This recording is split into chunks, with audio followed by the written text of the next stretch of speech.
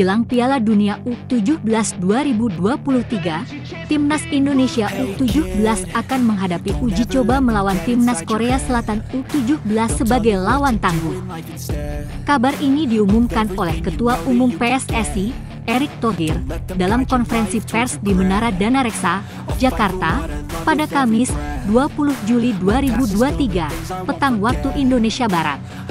Meskipun tanggal pasti pertandingan belum diketahui, PSSI berencana untuk menyelenggarakan laga uji coba ini pada akhir Agustus 2023. Laga uji coba melawan Korea Selatan akan menjadi ujian terakhir bagi Timnas Indonesia U17 sebelum mereka berangkat ke Jerman untuk melanjutkan pemusatan latihan.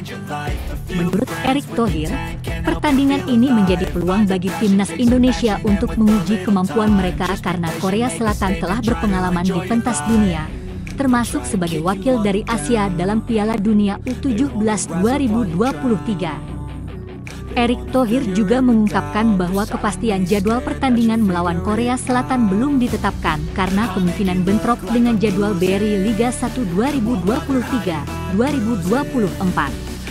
Selain itu, ketersediaan lapangan pertandingan juga menjadi faktor yang harus dipertimbangkan.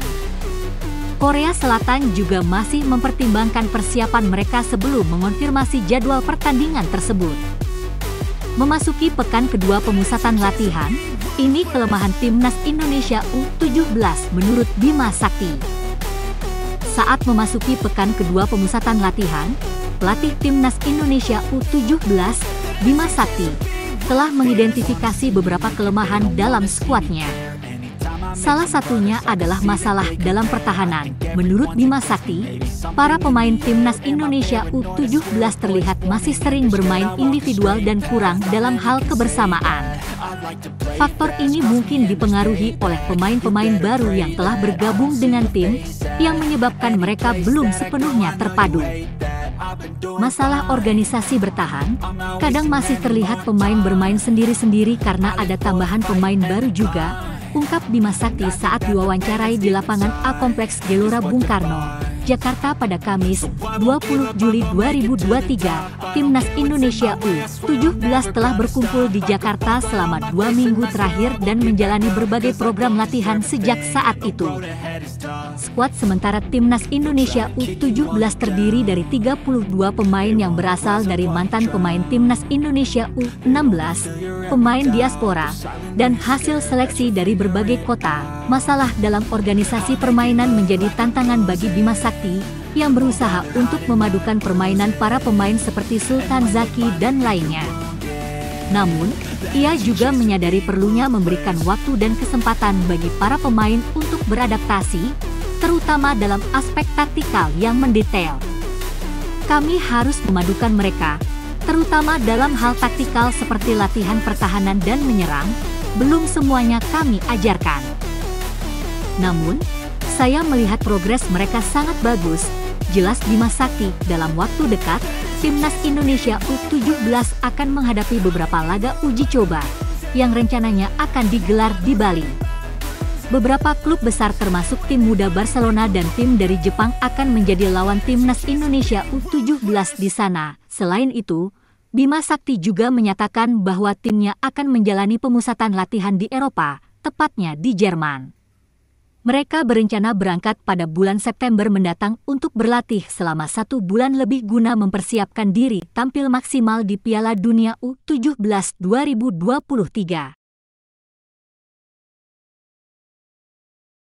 Penampilan mengesankan Pratama Arhan dari Tokyo Verdy mendapatkan banyak pujian setelah timnya berhadapan dengan FC Tokyo pada 12 Juni lalu dalam laga babak ketiga Emperores Cup 2023. Meskipun timnya harus mengakui keunggulan FC Tokyo dengan skor akhir 8-9 melalui adu penalti, penampilan Pratama Arhan tetap menarik perhatian. Pemain yang sebelumnya bermain untuk PSIS Semarang itu beberapa kali menunjukkan keahliannya dalam melepaskan lemparan jarak jauh yang akurat. Bahkan, lemparan roketnya hampir menghasilkan gol ketika disundul oleh Yuto Tsunashima, tetapi sayangnya mengenai tiang gawang. Dengan performa yang bagus ini, apakah berarti Tokyo Verdy akan segera menawarkan perpanjangan kontrak baru kepada Pratama Arhan? Sebab kontrak sang pemain akan berakhir pada 31 Januari 2024.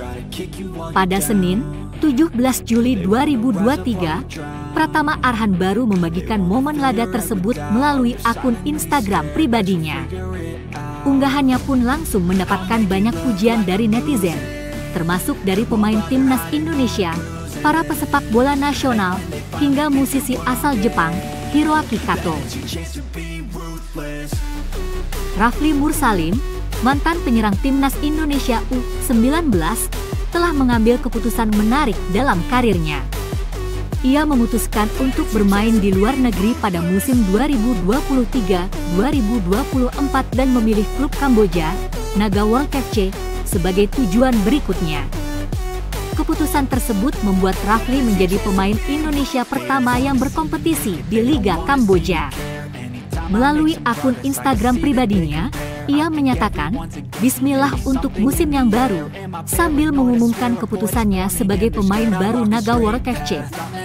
Rafli Mursalim sebelumnya mencatatkan prestasi yang mengesankan di level junior, terutama ketika membela timnas Indonesia U19 dengan mencetak 11 gol dalam 15 pertandingan. Namun, ketika naik ke level senior, performanya kurang meyakinkan meskipun pernah bermain untuk klub-klub seperti Persija Jakarta dan Dewa United. Sekarang, ia diharapkan menjadi andalan di lini depan Naga World FC yang sebelumnya tampil kurang memuaskan di Liga Premier Kamboja. Sebelum bergabung dengan klub Kamboja ini, Rafli pernah memperkuat Gresik United pada Liga 2 musim lalu. Asnawi Mangkualam, bek timnas Indonesia, berhasil membantu Jeonnam Dragons meraih kemenangan besar atas mantan klubnya, Ansan Greeners, dalam pertandingan kali kedua pekan ke-22. Pertandingan tersebut berlangsung di Gwanyang Football Stadium pada Rabu, 19 Juli 2023. Asnawi Mangkualam dimainkan sebagai starter di pos bek sayap kanan melawan tim yang sebelumnya pernah ia perkuat, Ansan Greeners. Selama pertandingan, Asnawi tampil sepanjang waktu.